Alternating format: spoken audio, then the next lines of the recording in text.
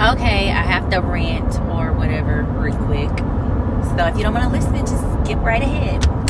But so I guess I have low key like a little testimony. So or something. I don't know. It probably is. I don't know. But like, so I'm supposed to be in practicum, basically internship, like the last steps before like graduating with this doggone master's degree. Of course, with the hurricane, losing my daddy, the pandemic, like everything just like kept getting pushed further and further back.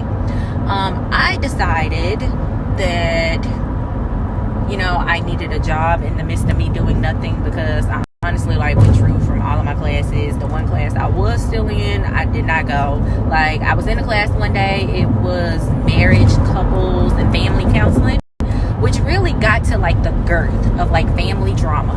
And why would I be in this class in the exact same season that I lose my daddy? And one class I'm in there, and so one class I'm in there, and the teacher says, we're going to talk about forgiveness next week. And when he said it, like, it was a red flag for me. I was like, OMFG. And just because, like, I was dealing with some anger, some very serious anger. Like, y'all saw me on here crying about losing my daddy, but what I did not post was that I was pissed the fuck off at him, because it's just like, I don't know, it's just like so much. Oh my God, like, I won't even get all into it. Like, I said I was gonna start back blogging and stuff, and I have free time, so that's what I'm going to fill it with, because that's why I created the free time. Anyways, so yeah, I was like angry, and so when my teacher said we're going to talk about forgiveness, I was like, fuck that shit. I ain't forgiving nobody. I ain't ready to forgive you. You're not going to make me. So fast forward to the next class, I walks my happy-go-lucky ass in the classroom, just like all giddy and shit, forgetting that it was forgiveness day.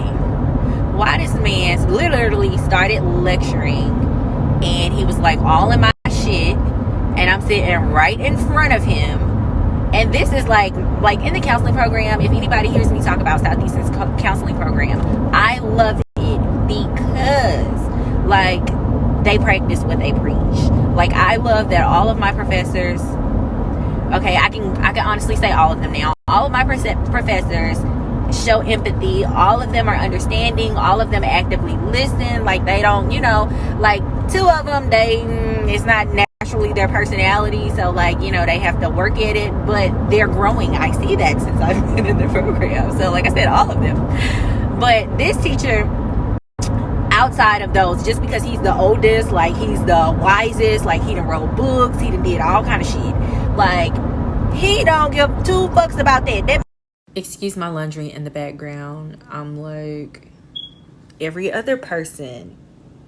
I'll get to it when I get to it. Anyway, somebody called me, and so my shit got cut off in the midst of me talking. But like I said, that man is somebody's pawpaw. And I'm not saying that he's a bad person. It's just like any other man. He's like not all touchy-feely. Like, he shows empathy and understanding and whatever in his own way.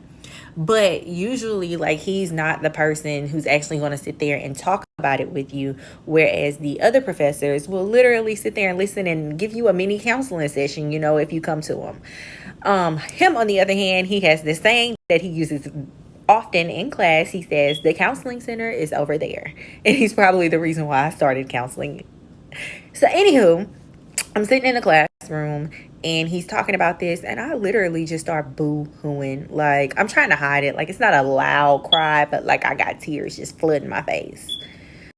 And he literally stops mid-lecture and was like, does anybody need to process that? Is that bringing up feelings for anybody?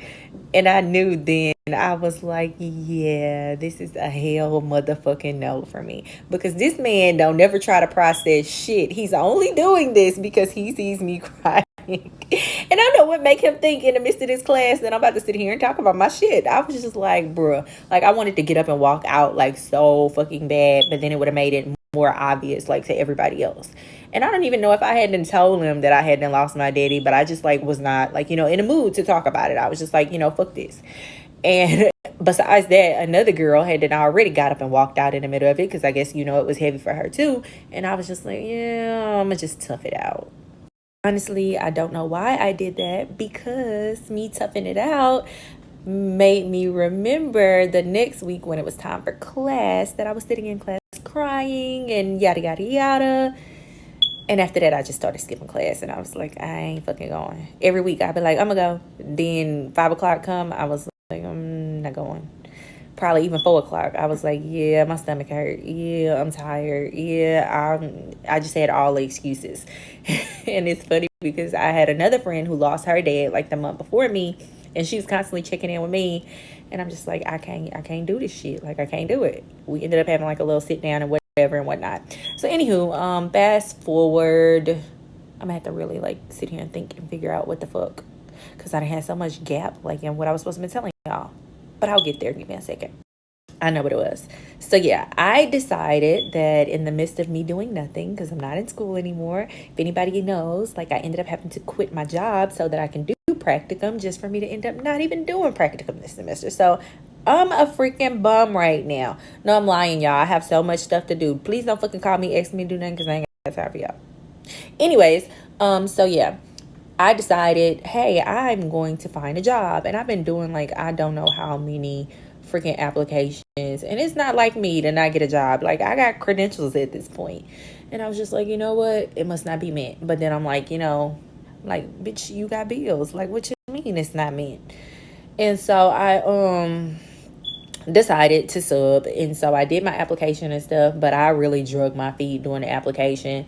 Even more so when it came to the training and the background check. Like, literally the day of my orientation, I hadn't even did my background check. They was like, we want to hire you, but you have to finish your application. And I'm like, so the day that I actually did go to do my background check, I literally did it because I was fucking bored. So it's almost like still I had no intentions of subbing. Why? Maybe not that same day, but like once my stuff fully processed, because they told us during orientation that it would take like a day or two to process. And I think I did mine close to the weekend. So not that Monday, but that Tuesday, I get a call from a school while I'm just out and about with my sister, like bullshitting, asking if I wanted to, or if I was interested in taking on a full-time position. And I'm like, bitch, that's like unheard of. Like, I ain't even started subbing. I ain't even did it a day. And I'm like, well, I might be shit. I don't know. So I like, had to rush back on this end because I was over there in Slidell, or New Orleans rather, with her. I rushed back for my interview. I already knew when I walked in like what it was like. One time, yes, I am cocky. No, I'm not cocky, but yes, I'm cocky. Like, the one time that I got an interview and I didn't get the job is literally because I told them that I was beginning my practicum, and my practicum hours and their schedule didn't go together. That's the only reason I didn't get a job after an interview. Like, sis secures the bag, period. Anyways. So yeah, I'm sitting in there like doing my interview and stuff, and it's just like ironic because it's at a school that I went to when I was little, before like my parents' drama and their separation, and I ended up moving to New Orleans and stuff. And it was just like weird for me to be brought back to that place. So here's the heavy stuff. Y'all ready? Anybody who knows me or like follows me like knows that I've been through a lot of severe trauma. Like, I done dealt with, and this is like coming back from my childhood. Like, I say it all the time jokingly, like my mom is bipolar and my dad was a crackhead. Like, can you imagine what the kids experienced dealing with that shit? Anyways, on top of that, like being raped, like physical abuse, emotional abuse, like it's just a lot of shit I've been through. Anyways, so that's why I'm in counseling. If anybody ever wondered why I always preach counseling, it's because like I'm a fucked up ass individual. Like, behind this attitude and this pretty smile is like so much shit. But I'm dealing with it, I'm dealing with it. So anyways, so yeah, so to go back to that place, just like I just heard God say that it was like it was something to do with my healing, but I could not put my finger on it. I think what I had reasoned was something along the lines of God having to take you back to that place or remind you of that so that he can heal it. And for me, it also has to do with my trauma, like being in physical places, seeing, hearing, smelling stuff. Like, it causes feelings. Like, it causes me to remember what I felt when I was going through that situation. Like, I literally was told when I started counseling that I had symptoms of PTSD. So, yeah, I'm super fucked up. Anyways, I had been following Michael Todd like it was a sermon that he had preached. I'm gonna go find it and I'm gonna screenshot it. I'm not gonna post the whole sermon. I might post a little snippet because, baby, listen, he was on point with that. But anyway, so I was just like super excited, but also super anxious because it's like, listen, I'm so tired of being broken. I'm so tired of being damaged. Like, all I want is to heal. Like, my quote, my saying, like, when the little girl is healed, the woman will show. When the little girl is healed, the woman will show up. Like, it's so relevant because it's like I've been doing part work, basically saying that every person has like multiple parts present at all time, like their inner child, you know, when you goofy and childish and playing all the time, your adult or true self or whatever. Yeah, which kind of can be two different things, but you know, like, we're adults, like we have to put on face, you know, and show up every day. Your true self is basically the healed part of you, the part that, I can't explain it in simple terms. I'm not even gonna try. Anyways, and your protector. Your protector for me, like, I feel like Peyton on that one, and I think I've said it before. You know, Ducky or Denise. Cause baby, listen. My daughter tripped me out when she said that, but it was so fucking relevant. Oh my God. But anyways, I need to hurry up because I gotta go pick up my baby. But yeah, so it was just like, for me to go back to that place, like even being there in the atmosphere, it's like I was like excited. I'm like, okay, God, like I'm terrified, but I'm ready because in this season of my life, like I gotta have like something new, something different. Like things are going on, life is shifting. I don't want the world to keep moving without me. Like I can't stay the same. I can't be this person. Like, you know, it's like hard for me, like whatever. Y'all follow me. Anyways, so yeah, I starts the job. The man actually ends up telling me that I'm going to start off at one position with a certain level of pay, which is more than what I expected going in because it's more than the company who hired me said that I would be making. And then after a day, he see me in a classroom and he was like, I want to put you on as a teacher. And when I tell you the importance of knowing who you are, like, it all sounded good, but I know that that's not who I am. I know that that's not what my purpose. I know that that's not what my purpose is. So y'all, I really started like wrestling, like internally, like wrestling, like mentally, like wrestling spiritually, because I'm like, God, like I know that you want to do something different in my life, but you ain't never told me I was gonna be no teacher. Like nobody has ever prophesied teaching to me. Like literally, y'all, like, oh my God. A few months ago, like somebody prophesied to me like about my future as a counselor. And when I told you, like, it was mind blowing. Like, so it's like disheartening for me to hear like, oh, you want to put me in a teaching position now? Like you want me to put school on back burner? Like that don't align with the plan. Like, what do you mean? Like, this isn't like, what's going on? Like, I really started freaking out. And so when I started freaking out again, like my trauma history, it shows in every area. And so then the next day I went full force, but I entered this classroom where there's this student teacher and she's like, oh, maybe you'll be my replacement. I almost lost my shit. Like internally I did. I was like, I went along with it like for the day, you know, I'm in the classroom, I'm interacting or I'm doing as best I can considering the situation. And I don't know, like by the end of the day when I got home and like leaving, dealing with a bunch of first graders to come home having to deal with my own third grader, sixth grader and pre-K-er. Like I was like, hell no. I was like, I can't do this every day. To add salt to the wound, that was actually that day that Peyton had that math homework and I was like, since when we not carrying the one? Like, what the fuck y'all got going on with Eureka and Common Core or whoever? It was that day I posted that. Like, I was like pissed. Like, y'all, Peyton didn't even do her math. I said fuck this math because I was like, I don't know how to do this shit, and I've been with other people chaps all day. Like, I ain't got time to come home for this. Then I gotta get up and go back in the morning. Like, I need some sleep. I ain't about to be up all night with you doing homework. The fuck? Like, I was just so aggravated. So at that point, I knew it wasn't for me. Like, God will never put more on you than you can bear, first and foremost. Secondly, like, anything that brings, like, those type of feelings, like, it ain't from God. Like, yes, he tests you. Like, so let's take it back there right quick. So, I've been speaking to a few people, and I was literally like complaining about my situation, and I'm like, y'all, I get up and get dressed and get out the door. So I'm like getting shoes and I'm walking, and I'm still gonna be talking.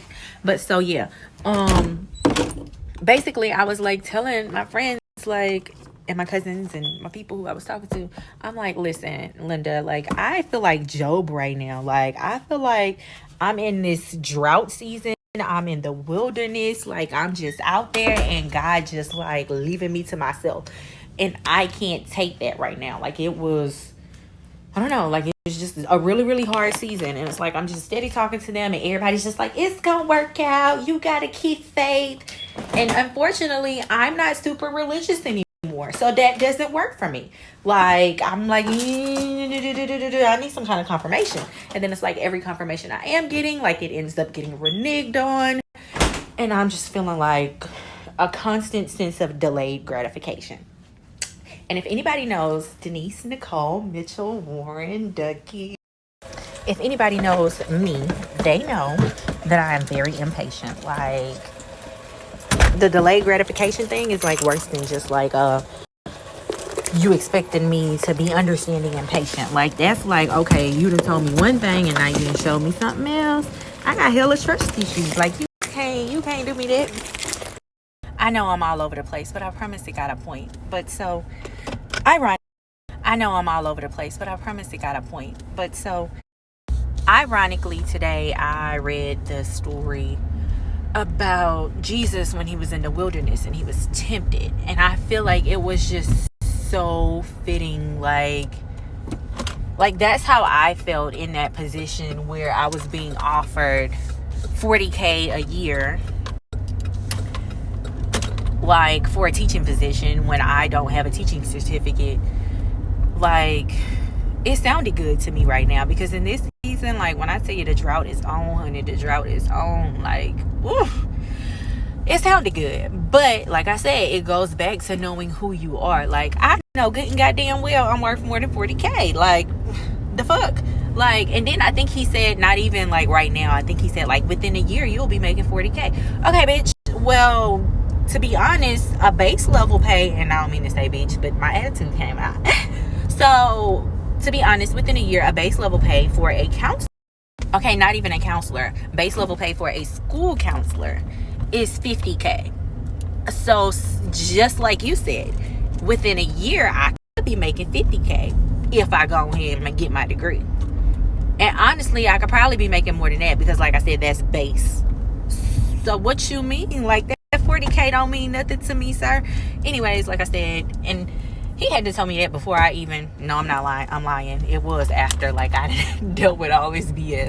So it was like really just trying to make it sound good after I done dealt with everything, which he probably was right. Like, I could be doing that. So I'm not saying, he was BSing me, but I'm just saying, like, how God works. So anyways, let's fast forward to today, or this week or whatever. So I actually will be starting my practicum in January, and I will be starting it at a school that I actually went to before I went to this school. And just for me, the irony still, like, it's like when God speaks a word, like when he speaks a word, like, it will come to pass. Like, he can't renege on it. He meant what he said, and he gonna stand behind it. Because I was really, like, just like I said, getting frustrated, starting to worry, like, God, like, I thought you said this. Like, whose voice am I hearing? It's like, now I can't discern anymore. Like, I don't know the voice of God. Like, what's the tea? But basically, like, God is still like, and he said what he said, like, I'm going to bring you back to that place. For me, however, it's like I jumped the gun. Like, I assumed that first call was, the confirmation or whatever that I needed, when now, like, he set me up to be at this other school, and it's like, whereas there I was just like anxious, like, it just didn't feel comfortable. I was worried. Like, here it's like I feel like completely different. I feel peace about the situation. And if you ever want to be able to understand or acknowledge the difference between, like, temptation and a God-given thing, like, you will always have peace about what God brings into your life. You might not like it. You might, like, not 100% trust it. but I promise you it's gonna come with peace. It's not gonna come with frustration. It's not gonna come with, like, I'm not saying this gonna be easy, like, if it's a season of your life where you having to experience something, but I'm just saying, like, when you think about that thing, when you have to put thought or put in effort into beginning it, like, you are not going to not be at peace about it if it's from God. So I feel like I said so much and y'all like, okay, so what's the thing? But the thing is, and it's a confirmation for me, it is very heartwarming, very settling for me, that you just got to stay your course in difficult times. Like, yes, like, I have a lot going on. No, shit is not easy for me right now. Like, no, I'm not trying to become no instant millionaire. It's like, would that be like ideal? Sometimes I think that, like, God, that's what you're gonna do. But I know better, because if you give me $1 million today, baby, I'm going shopping. And I know that's, like, not my purpose. That's not what God has for me. Like, there's so much more, like, businesses coming out of me, like, generational wealth coming out of me. So it's just like, I'm not tripping. And so just confirmation from God to know, that I'm on the right path, that I'm not gonna say I haven't done anything wrong, but to know that I'm still enough, to know that I'm still capable, and that He's still leading and guiding me. I did leave out some very important points. Number one, I feel like the whole experience with the school was, number one, to get me comfortable with going to an elementary school or like a lower grade school, because when I speak schools and I be like, I'm gonna be a school counselor, or I'm gonna be a counselor, period, I be like, baby, I'm not working with nobody kids. Like, I got my own kids. I don't be wanting to deal with them. I ain't got time or energy for people kids. But the experience at that school showed me, I really don't have an issue with kids. Like, I actually love kids. Like, I don't know, like, I was just so, like, my heart was just so warm, being in the room with those kids, like, teaching them, talking to them, joking with them, even fussing at them. So it's like, I'm open to that now. And I wouldn't be at this practicum site if I never had that experience to be open to it. And even more so, I want more experience working with kids, just because of, like, my whole, like, little thing. Like, I feel like I can't truly call myself a counselor. I can't truly call myself walking in my purpose if I try to say, okay, I'm gonna help people, I'm gonna do this, but I'm only working with adults. I'm only working with teenagers. I'm not working with people under the age of such and such. Like, that's not fair, because it's like, so if God puts me in a position, like, I know He's working on, like, He's doing, I guess I say trying because it's like I'm fighting Him, but it's like, so I know, like, if God puts me in this position, then I have to be open, I have to be willing, because honestly, I have the heart for His people. He knows that, but myself be in the way, and she don't be wanting to deal with this.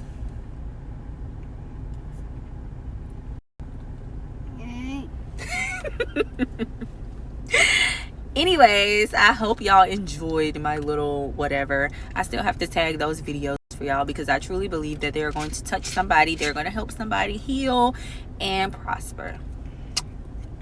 Many of us have trauma, trials, tragedies that stole our imagination. We were forced to grow up. We were forced to not believe what people said. We were forced to question and second guess everything. But God today wants to anoint your imagination to be able to believe again. You have been adulting so much that you lost your anointing.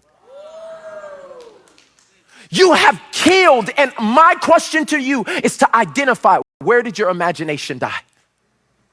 Because what we need is to get our imagination back. Hebrews 11:1 says, now faith is the substance of things, everybody say, hoped for. We got to hope again. You need to imagine it, and then you need to hope for it. If you imagine it and then you begin to hope for it, then you can get faith for it. And when you get faith for it, that's when God starts doing amazing things. When you get faith for it, that's when God starts doing amazing things. And you need to understand that your imagination is the womb of your spirit. Wherever you start imagining, that's the thing that starts being formed in your life. Can I prove it to you? A lot of people are dealing with anxiety now like never before. But anxiety is the baby of fear and imagination. So what you're doing is imagining all of these things that could happen, that never did happen, that's producing anxiety in you today because you continue to plant the wrong thing in your imagination. This is why we have to watch what we hear and watch what we listen to. And that's why we have to do what 2 Corinthians 10:5 says. Cast down every vain imagination that would exalt itself against the knowledge of God. When those images try to bombard your spirit and your mind, you got to say, you can't live here. You can't stay here. Somebody once said it like this: you can't stop a bird from landing on your head, but you can stop it from creating a nest there. And some of you have allowed things and ideas and fear and doubt to land on your head and make a house there. And today, I'm asking you to ask God back to help you tear down every vain imagination.